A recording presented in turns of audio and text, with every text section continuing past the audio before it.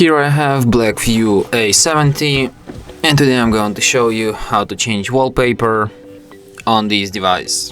So first let's open settings, then go to the display section, then go to the wallpaper. You can select one of the live wallpapers if you have installed them. You can select one of the pre-installed wallpapers like these ones. Or you can just go to gallery and set any other image that you can download from the internet, for example, as a wallpaper.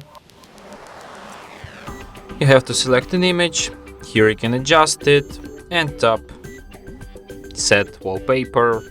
Then you have to select if you want to set it on home screen, on lock screen, or on both screens. And as you can see, wallpaper changed.